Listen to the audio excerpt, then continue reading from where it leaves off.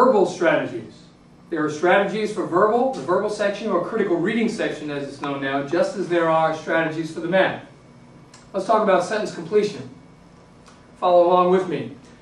Under sentence completion it says, A, covering up the answer choices and making up your own word that fits the sentence will often make the answer jump out at you and save a lot of time. In other words, if you take the time to plug in every single answer choice they give you, it takes too much time. Physically put your hand over the answer choices.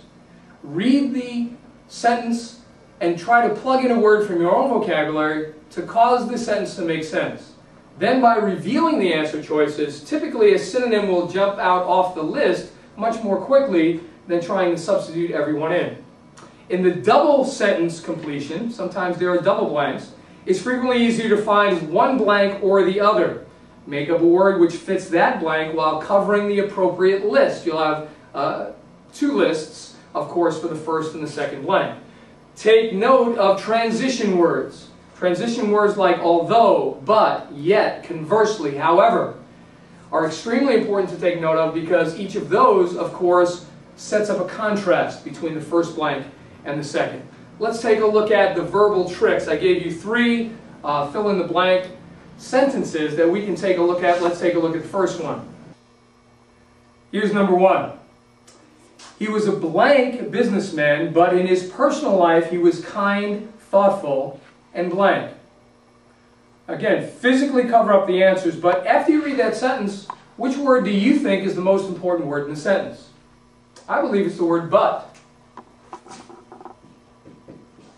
The word but immediately tells you that there's a contrast, a contradiction set up somewhere in the problem. He was a blank businessman, but in his personal life, he was kind, thoughtful, and blank. Kind, thoughtful, and blank, of course, is a series as well. And so what can we say about, is there a relationship between those two blanks? Of course there is. And the relationship is opposite. The first word, the word that goes in the first blank, of course, must be a negative word. The word that goes in the second must be a positive word because of the series, kind, thoughtful, and blank. In plain English, we would never say kind, thoughtful, and stupid. That just doesn't make any sense. So let's just take a look at the list of words that would fit the second blank. Just reveal those. We know that that word must be a positive word. So let's immediately cross out any negative words. Negative words. Self-centered is clearly negative. Cross it out. Menacing is clearly negative. Cross it out. Tactful.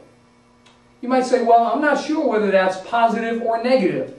If that's the case, can you cross it out? The answer is no. You cannot cross out a word whose definition you're not familiar with.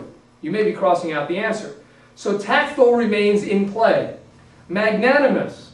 Gee, I'm not sure what that word means. Got to keep it in. Compassionate, we should know, of course, is positive. So right now, just C, D, and E are in play.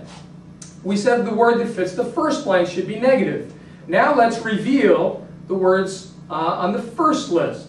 Already competent and avaricious, choices A and B, are already out because we crossed out their complements before. Surreptitious, ruthless, and amiable are the only words left. It should be a negative word. Cross out anything that's positive.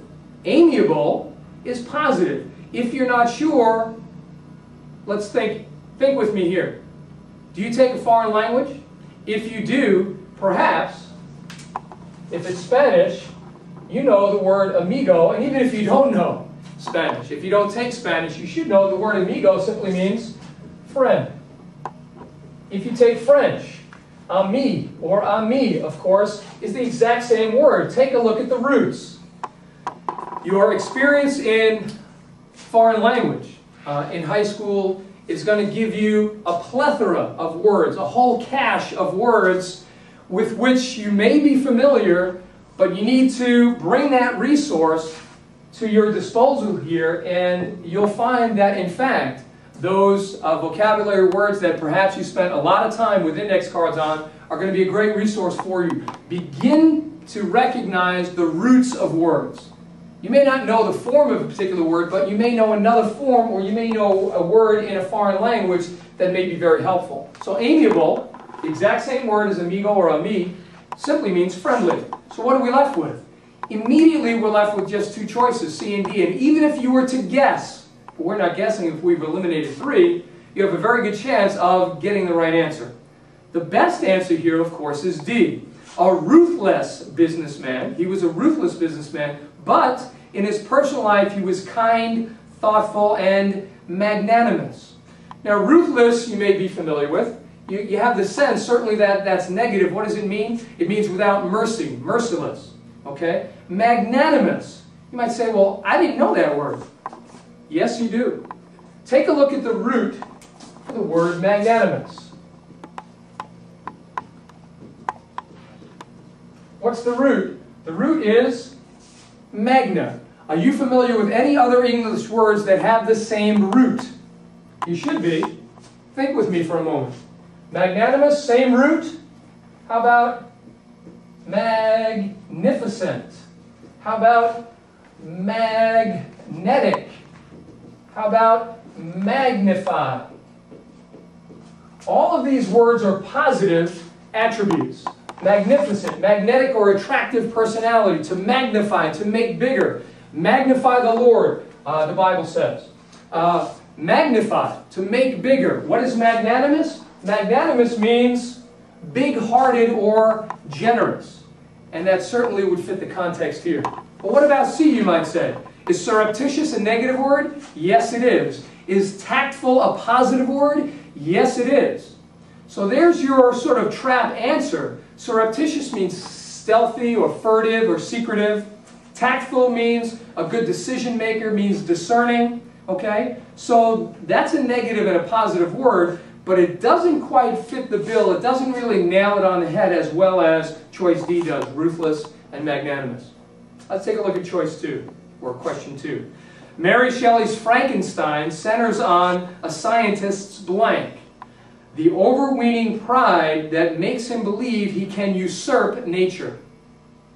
Okay? Here we have a blank, and now we have a comma phrase, a subordinate clause here, that modifies what the word in the blank should be. And what's in that subordinate clause? What's in that comma phrase? Overweening pride. So we're looking for a word that means overweening pride. Here are some challenging words. Obstinacy, hubris, impetuosity, valor, and callousness. These are some challenging vocabulary words. Are there any that we can eliminate? There should be. You might be familiar with the word obstinate. The word obstinate is a form of choice A, obstinacy, which simply means stubborn.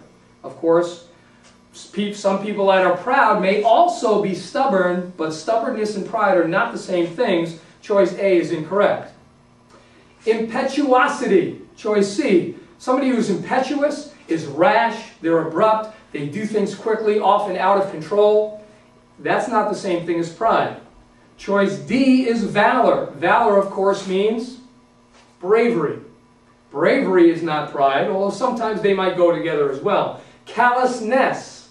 Again, you may not be familiar with that form of the word, but you're familiar with calluses on the hands of people that work outdoors or work with their hands a lot. It means hard, just as hard skin of a callus, that adjective can be used of a person's personality. They may be callous as well. And so, of course, by elimination, the best word here is hubris. Tough word. Hubris is not a common word, but hubris means pride, and that's the one that best fits this answer. So we see here that perhaps we may not be familiar with a particular word, but by the process of elimination, we may be able to get to it because we know the forms of other words. And one last one.